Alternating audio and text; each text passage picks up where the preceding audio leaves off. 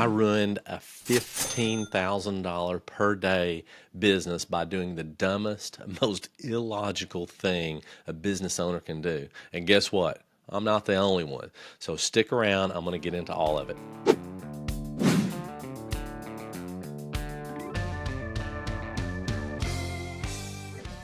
Hey, so frankly, I don't want to talk about this because it's kind of embarrassing. And I literally did. I ruined a $15,000 a day business because I decided to do something that, looking back on it, I can't even believe that I did. In fact, I didn't even realize the ramifications of what I did until years later. And so I just want to talk about this so that hopefully you don't make the same mistake. And I know what you're going to say too when I tell you what the mistake was. You're going to say, "Oh, I would never do that." And maybe you wouldn't, and that's great. I'm glad. However, I have seen it over and over and over and over, and I've even done it again since then. So what I'm going to talk to you about might just save your business and help you have the success that you want to have. So let's just kind of get into it, okay? So picture this. You've got a system selling $15,000 worth of courses like clockwork, okay? What do? Well, if you're like me, you get bored and shut the whole thing down. Right? So you're selling $15,000 worth of courses and boom, you're like, "Oh, grass is greener over here." I know that sounds crazy. I know that sounds completely illogical, but that's exactly what happened. And the funny thing about it and just to give you an idea of how long ago this was, is I was doing this by teleseminar. Okay, maybe you've never even heard of teleseminars. I don't know. But back in the day, before webinars were a thing, we would sell stuff by teleseminar. So I would put an ad, a classified ad, if you're familiar, in a magazine. It was actually in Realtor magazine, and I would have people opt in for this thing. And it would be for the teleseminar, and I would have a date and time and everything, and you had to do it pretty far out in advance. Like, you couldn't just do it on a whim. And so I would have people opt in for it. And then on that day, I would actually have people fax me their opt-in. That's how it went. It didn't even go to the website. Okay, it just went, they would fax it in to me. And when they did, I would give them a free bonus.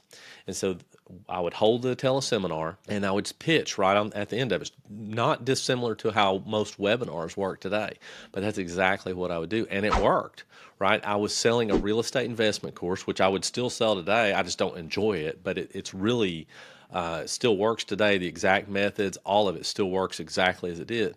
But the math doesn't lie.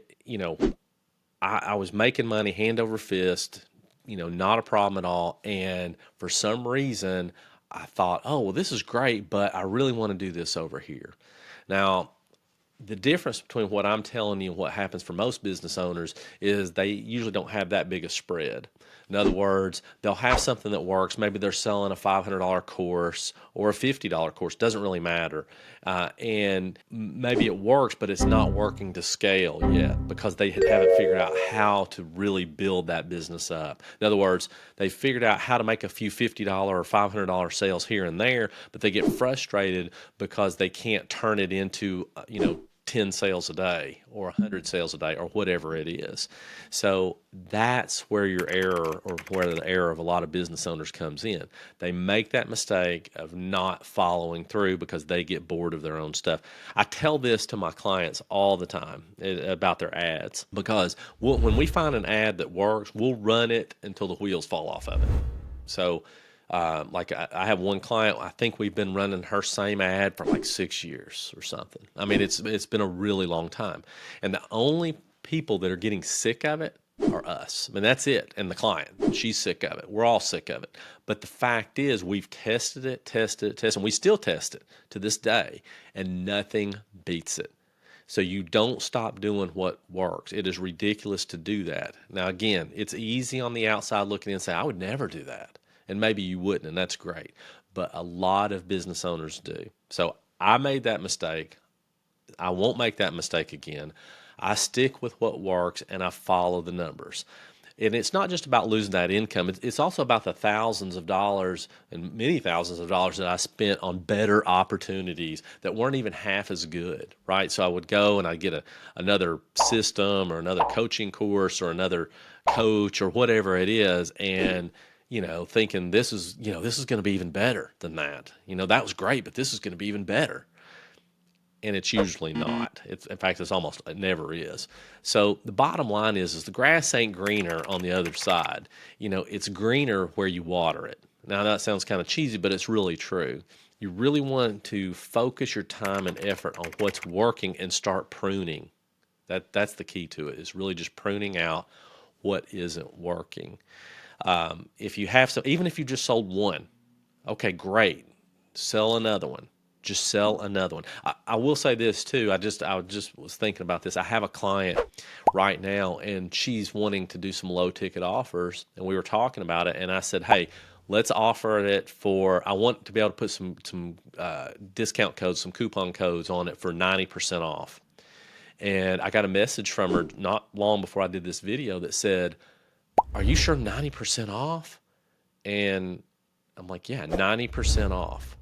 And what she's, and this happens a lot, what people fail to understand is that nothing happens until a sale is made. If you can't sell the stinking thing for $1, you can't sell it for $100. So why not try it? And you're not trying to sell it to everybody for that. You're just trying to justify the fact that, and have a proof of concept that it works. So if you have something that you're trying to sell, especially a course or something along those lines, don't be afraid to put it down to a rock bottom price just to see if it sells.